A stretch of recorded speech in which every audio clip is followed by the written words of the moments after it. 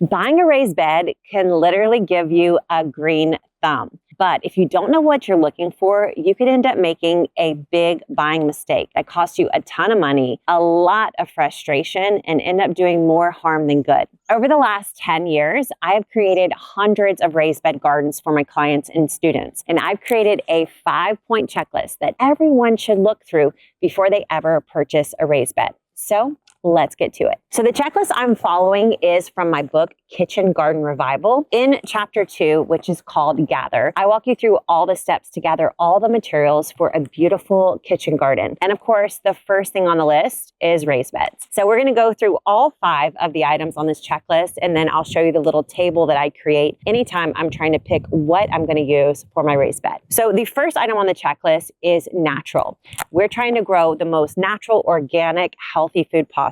So the last thing we want to do with our raised beds is introduce unwanted chemicals or synthetic materials. So our 3 favorite natural materials to use in our raised beds is wood, steel, and stone. Now, all 3 of these materials naturally occur in the world, but they can be altered significantly in production. So you want to check that the wood that you're using for your raised beds has not been treated. If you're going to use steel for your raised beds, you want to be sure that it hasn't been chemically treated either. And then finally, if you're going to use stone for your raised beds, you want to be sure that that stone isn't coated in any way with a synthetic material. Knowing that the material of your raised bed is 100% natural is going to give you so much confidence as you grow your own food. You know that saying, the cheap pay twice? Well, this definitely can happen if you don't consider the second item in the checklist, which is durability. So you're going to be spending a pretty good chunk of change on your raised beds. And our goal is that the raised beds will last as long as possible. Now, a lot of that naturalness sometimes is replaced by treatments that make beds last longer. So we want to be sure we're not compromising on the naturalness of the material,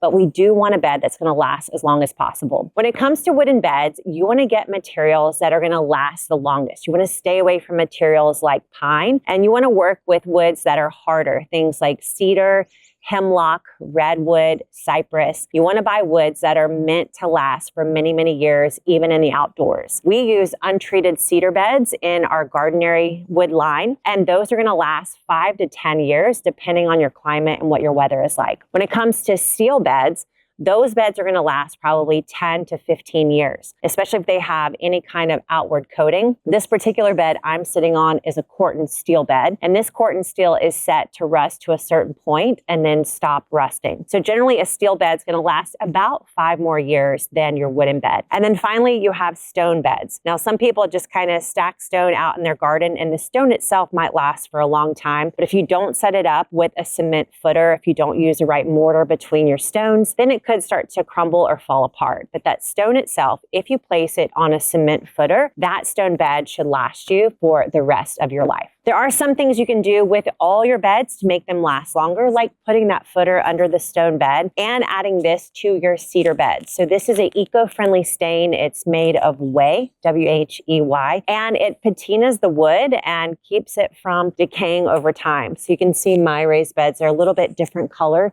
than they would be if they were just plain untreated cedar. And that's because we treated these with this eco stain. And this is in the Gardenary shop if you want to grab it to make your cedar beds last longer too. If you're loving these points, you need this book, Kitchen Garden Revival. This book I wrote in 2019. We were just talking about it is still so relevant. After I go through this checklist, I actually walk through all the steps to buy a wood, a steel, a stone bed.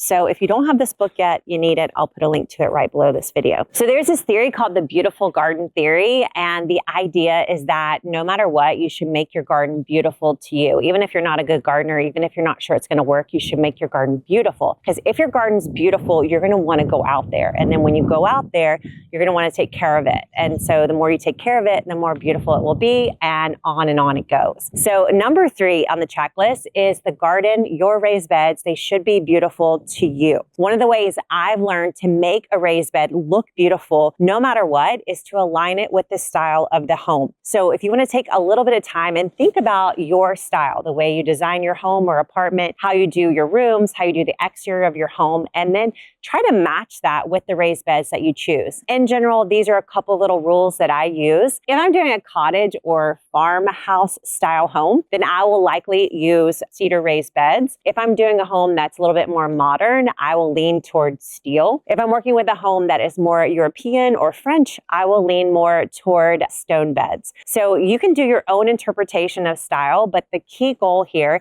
is get beds that feel and look beautiful to you. Because when you have a beautiful garden, you're going to go out and take care of it more, which is going to make it even more beautiful. Number 4 on the checklist is sustainability. Now, this one can be a little hard to trace, but if you can figure out how the particular company sourced their raised beds, that is going to give you a little bit more peace of mind, as the whole point of having a raised bed garden is, you know, to do good for the environment as well as for your own body. So I saw a statistic recently that was very disturbing, and it was like people who garden at home like actually spend more resources than those who don't. And I was like, we should do our work to change that. So this is just a simple way we could do that. And that's figuring out if the way your beds are created is sustainable. So we source our raised beds from growers in Montana, from Montana Cedar. We try to work with suppliers that recycle materials. We try to work with suppliers that replant trees after they have harvested trees for the raised beds. You want to just look into your supplier, figure out where they're getting their materials, and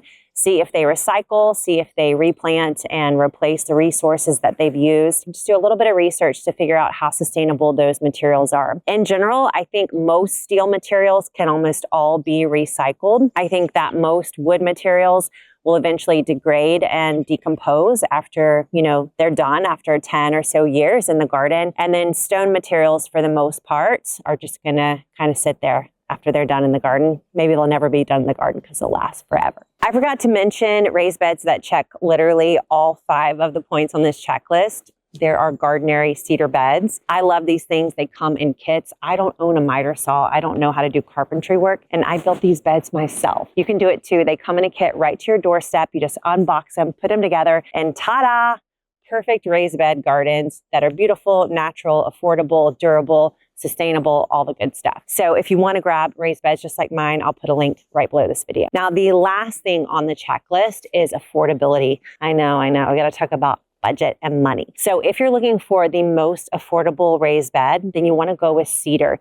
That's going to be the least expensive bed that you can buy. Next up is going to be steel. That's going to be a little bit more per square foot. And then finally, stone is going to be the most expensive. And this kind of lines up with their durability. If you think about it, steel lasts longer and then stone lasts forever. So match your material to all the things in this checklist. You're going to end up with raised beds that you absolutely love. And as you think that through, you want to watch this video next.